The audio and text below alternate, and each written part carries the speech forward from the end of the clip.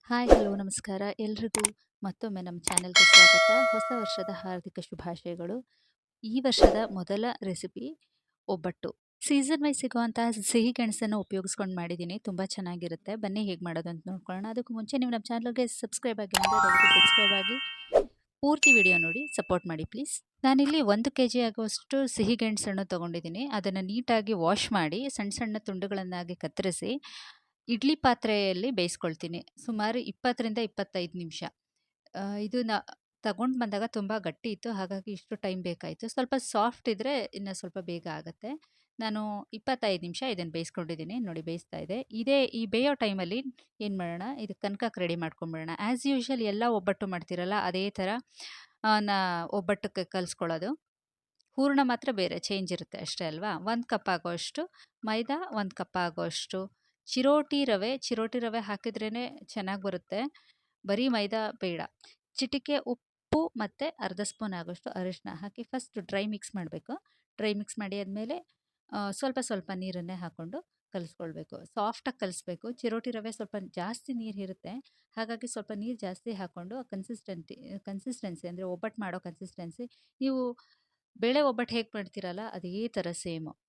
ಏಕೆಂದರೆ ಬೇಳೆ ಒಬ್ಬಟ್ಟು ಟೇಸ್ಟೇ ಬರುತ್ತೆ ಇದನ್ನು. ಬಿಸಿನಲ್ಲೇ ತಿಂದರೆ, ತಣ್ಣಗಾದ್ಮೇಲೆ ತಿಂತೀನಿ ಅಂದರೆ ಸಿಹಿ ಗೆಣಸಿನ ಫ್ಲೇವರ್ ಬರುತ್ತೆ. ಬಿಸಿ ಬಿಸಿ ತಿಂದರೆ ಬೇಳೆ ಒಬ್ಬಟ್ಟು ತಿಂದಂಗೆ ಆಗುತ್ತೆ. ಸೊ ಈ ಥರ ಡ್ರೈ ಮಿಕ್ಸ್ ಮಾಡಿ ಆದಮೇಲೆ ಇದಕ್ಕೆ ನೀರು ಮಿಕ್ಸ್ ಮಾಡೋಣ. ನೀರು ಮಿಕ್ಸ್ ಮಾಡಿ ಸಾಫ್ಟಾಗಿ ಕಲಿಸ್ಕೊಳ್ಳೋದು. ಹಾಗೇನೇ ಚಿರೋಟಿ ರವೆ ಸ್ವಲ್ಪ ಎಣ್ಣೆ ಜಾಸ್ತಿ ಇರುತ್ತೆ. ಹಾಗಾಗಿ ಸ್ವಲ್ಪ ಎಣ್ಣೆ ಜಾಸ್ತಿ ಹಾಕ್ಕೊಳ್ಬೇಕಾಗುತ್ತೆ. ಹಾಕ್ಕೊಂಡು ಚೆನ್ನಾಗಿ ಕಲಸಿ ಆದಮೇಲೆ ಎಣ್ಣೆ ಹಾಕಿ ಒಂದು ಪ್ಲೇಟಲ್ಲಿ ಮುಚ್ಚಿಡೋಣ. ಸಿಹಿಗೆಣಸು ಬೆಂದು ಅದ್ರ ಸಿಪ್ಪೆ ತೆಗೆದು ಅದನ್ನು ರೆಡಿ ಮಾಡೋ ಅಷ್ಟರೊಳಗೆ ಇದು ಚೆನ್ನಾಗಿ ನೆಂದ್ಕೊಳ್ಳುತ್ತೆ. ಆಲ್ಮೋಸ್ಟ್ ಒಂದು ಅರ್ಧ ಗಂಟೆನಾದರೂ ನೆನೆಸ್ಬೇಕಾಗುತ್ತೆ. ಚೆನ್ನಾಗಿ ಬರಬೇಕು ಅಂದರೆ ಅರ್ಧ ಗಂಟೆ ಬಿಟ್ಬಿಡಬೇಕು. ಅದಕ್ಕಿಂತ ಜಾಸ್ತಿನೂ ಬಿಡ್ಬೋದು. ಅರ್ಧ ಗಂಟೆ ಮಿನಿಮಮ್ ಅರ್ಧ ಗಂಟೆ ಬಿಟ್ಬಿಡಿ. ಈ ಅರ್ಧ ಗಂಟೆ ಸಮಯದಲ್ಲಿ ನಾವು ಆವಾಗಲೇ ಹಬೆನಲ್ಲಿ ಬೇಯಿಸಿದ್ದೀವಲ್ಲ ಸಿಹಿಗೆಣಸು, ಅದು ಏನಾಗಿದೆ ಅಂತ ನೋಡೋಣ. ಓಕೆ, ಇದು ತುಂಬ ಬಿಸಿ ಇತ್ತು. 25 ನಿಮಿಷ ಆದಮೇಲೆ ತುಂಬಾ ಬಿಸಿ ಇತ್ತು. ಸೊ ನಾನೇನು ಮಾಡಿದೆ, ಅದನ್ನು ಆರಕ್ಕೆ ಬಿಟ್ಬಿಡ್ತೀನಿ.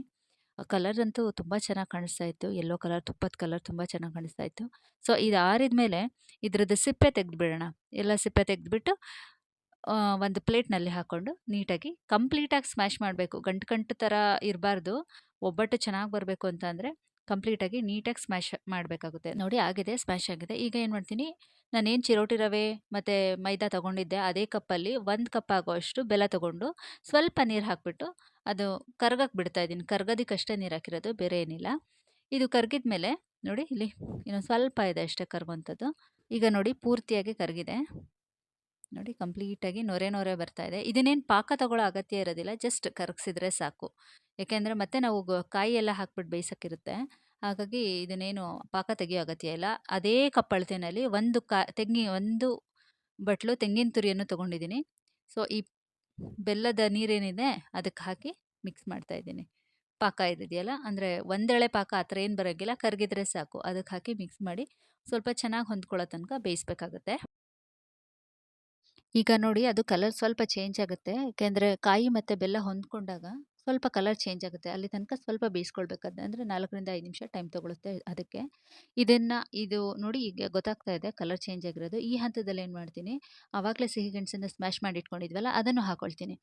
ಸೊ ಅದು ಎಲ್ಲ ಚೆನ್ನಾಗಿ ಮಿಕ್ಸ್ ಮಾಡ್ಕೊಳ್ಬೇಕಾಗುತ್ತೆ. ಚೆನ್ನಾಗಿ ಹೊಂದ್ಕೊಳ್ಳೋ ರೀತಿ ಅಟ್ಲೀಸ್ಟ್ ಇದನ್ನು ಒಂದು 2ರಿಂದ 3 ನಿಮಿಷ ಚೆನ್ನಾಗಿ ಮಿಕ್ಸ್ ಮಾಡ್ತಾ ಸಣ್ಣ ಉರಿ ಇಟ್ಕೊಳ್ಳಿ. ಸೀದೋಗುತ್ತೆ ಆ ಥರ ಏನಾದ್ರು ಅನ್ಸಿದ್ರೆ ಸಣ್ಣ ಉರಿ ಇಟ್ಕೊಳ್ಳಿ. ಚೆನ್ನಾಗಿ ಮಿಕ್ಸ್ ಮಾಡಿ ಗಂಟು ಥರ ಇದ್ದರೆ ಇಲ್ಲೂ ಕೂಡ ಆ ಗಂಟನ್ನ ಒಡೀರಿ ಅಷ್ಟೇ. ಚೆನ್ನಾಗಿ ಸ್ಮ್ಯಾಶ್ ಮಾಡಿ ಏಲಕ್ಕಿ ಫ್ಲೇವರ್ ಬೇಕು ಅಂತ ಹೇಳಿದ್ರೆ ಏಲಕ್ಕಿ ಮಿಕ್ಸ್ ಮಾಡ್ಕೊಳ್ಳಿ, ಪೌಡರ್ ಮಾಡಿಕೊಂಡು. ಇದನ್ನು ಮತ್ತೆ ಸ್ವಲ್ಪ ಇದು ತುಂಬ ಬಿಸಿ ಇರುತ್ತೆ. ಇವಾಗ ತಟ್ಟೋದಕ್ಕೆಲ್ಲ ಕಷ್ಟ ಆಗುತ್ತೆ ಒಬ್ಬಟ್ಟು ಮಾಡೋದಕ್ಕೆ. ಹಾಗಾಗಿ ಇದನ್ನು ಈಗ ಸೈಡಿಗೆ ಎತ್ತಿಟ್ಕೊಂಡ್ಬಿಡೋಣ. ನಾನೊಂದು ಪಾತ್ರೆಗೆ ಹಾಕಿ ಸಪ್ರೇಟಾಗಿ ಎತ್ತಿಟ್ಕೊತೀನಿ. ಹೂರಣ ತಣ್ಣಗಾಗಿದೆ ಇವಾಗ. ಕನಕನೂ ಅರ್ಧ ಗಂಟೆ ಮೇಲಾಗಿದೆ.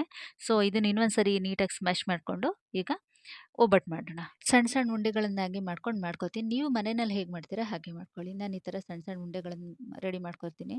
ನಾನು ಇಲ್ಲಿ ಬಟರ್ ಪೇಪರ್ ಆ ಥರದ್ದೇನು ಯೂಸ್ ಮಾಡಿಲ್ಲ. ಮಾಮೂಲಿ ಎಣ್ಣೆ ಕವರು ಯೂಸ್ ಮಾಡ್ಕೊಂಡಿದ್ದೀನಿ. ಎಲೆ ಉಪಯೋಗಿಸ್ಕೊಳ್ಬೋದು, ಬಾಳೆ ಎಲೆ ಅಥವಾ ಬಟರ್ ಪೇಪರ್ ಇದ್ದರೆ ಅದು.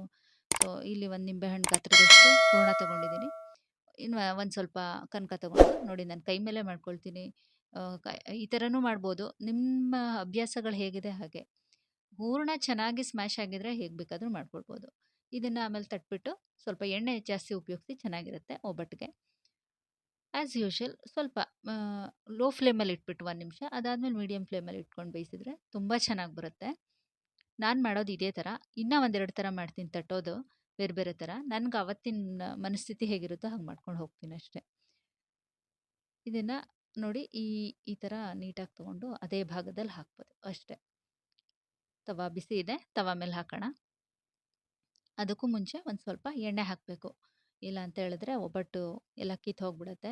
ಇನ್ನೊಂದು ಟಿಪ್ಸ್ ಏನಂತ ಹೇಳಿದ್ರೆ ಈ ಪರ್ಟಿಕ್ಯುಲರ್ ಸಿಹಿಗೆಣಸಿನ ಒಬ್ಬಟ್ಟನ್ನು ಸ್ವಲ್ಪ ಮಂದವಾಗಿ ಮಾಡಬೇಕಾಗುತ್ತೆ. ತುಂಬ ತೆಳುವಾಗಿ ಮಾಡೋದಕ್ಕೆ ಬರೋದಿಲ್ಲ. ಯಾಕೆಂದರೆ ಅದು ಕಿತ್ತು ಹೋಗುತ್ತೆ.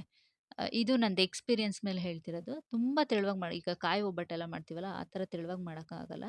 ಬೇಳೆ ಒಬ್ಬಟ್ಟು ಮಾಡೋ ಥರನೇ ಸ್ವಲ್ಪ ಮಂದ ಇದ್ದರೆ ಒಳ್ಳೆಯದು. ಬಿಸಿ ಬಿಸಿ ತಿಂದರೆ ಬೇಳೆ ಒಬ್ಬಟ್ಟು ಟೇಸ್ಟೇ ಬರುತ್ತೆ. ಸ್ವಲ್ಪ ತಣ್ಣಗಾದರೆ ಸಿಹಿ ಗೆಣಸಿನ ಫ್ಲೇವರ್ ಬರುತ್ತೆ. ನನಗೆ ಬೇಳೆ ಒಬ್ಬಟ್ಟಿನ ಫ್ಲೇವರೇ ಇಷ್ಟ. ಹಾಗಾಗಿ ಬಿಸಿ ಬಿಸಿ ತಿಂದ್ವಿ ಆ್ಯಂಡ್ ಮನೆಯಲ್ಲಿ ಎಲ್ಲರೂ ಇಷ್ಟಪಟ್ಟರು. ನೀವು ಟ್ರೈ ಮಾಡಿ, ಡೆಫಿನೆಟ್ಲಿ ನಿಮಗೂ ಇಷ್ಟ ಆಗುತ್ತೆ. ಮೀಡಿಯಮ್ ಫ್ಲೇಮ್ನಲ್ಲಿ ಹೀಗೆ ಎರಡೂ ಕಡೆ ಬೇಯಿಸ್ಕೊಂಡು ಸ್ವಲ್ಪ ಎಣ್ಣೆ ಇದಕ್ಕೆ ತುಪ್ಪ ಸೇರಿಸ್ಕೊಂಡು ತಿಂದರೆ ತುಂಬ ಚೆನ್ನಾಗಿರುತ್ತೆ. ಎರಡೂ ಕಡೆ ಬೇಯಿಸಿದರೆ ಒಬ್ಬಟ್ಟು ರೆಡಿ ಆಗುತ್ತೆ. ಈ ವರ್ಷ ನಾನು ಈ ಸಿಹಿಯೊಂದಿಗೆ ಸ್ಟಾರ್ಟ್ ಮಾಡಿದ್ದೀನಿ. ನಿಮ್ಮ ಬಾಳು ಕೂಡ ಸಿಹಿ ಸಿಹಿಯಾಗಿರಲಿ. ಎಲ್ರಿಗೂ ಮತ್ತೊಮ್ಮೆ ಈ 2026 ವರ್ಷದ ಹಾರ್ದಿಕ ಶುಭಾಶಯಗಳು. ಈ ರೆಸಿಪಿ ನಿಮಗೆ ಇಷ್ಟ ಆಗಿದ್ರೆ ಖಂಡಿತ ಲೈಕ್ ಮಾಡಿ. ಏನಾದರೂ ಸಜೆಷನ್ಸ್ ಇದ್ದರೆ, ಅಂದರೆ ಇದನ್ನ ಇನ್ನೂ ಚೆನ್ನಾಗಿ ಮಾಡೋದಕ್ಕೆ ಅಥವಾ ಬೇರೆ ಏನಾದರೂ ಆ್ಯಡ್ ಮಾಡೋದಿದ್ದರೆ, ಅದನ್ನೇನಾದರೂ ನಿಮಗೆ ಹೇಳೋವಂಥದ್ದಿದ್ರೆ ದಯವಿಟ್ಟು ಕಮೆಂಟಲ್ಲಿ ತಿಳಿಸಿ. ಸಬ್ಸ್ಕ್ರೈಬ್ ಆಗಿಲ್ಲ ಅಂದರೆ ದಯವಿಟ್ಟು ಸಬ್ಸ್ಕ್ರೈಬ್ ಆಗಿ. ವಿಡಿಯೋ ಪೂರ್ತಿ ನೋಡಿದ್ದಕ್ಕೆ ನಿಮಗೆಲ್ಲರಿಗೂ ಧನ್ಯವಾದಗಳು. ಮತ್ತೊಮ್ಮೆ ಇನ್ನೊಂದು ರುಚಿಕರವಾದ ತಿನಿಸು ಜೊತೆ ಬರ್ತೀನಿ. ಅಲ್ಲಿವರೆಗೂ ಟಾಟಾ, ಬಾಯ್, ಟೇಕ್ ಕೇರ್.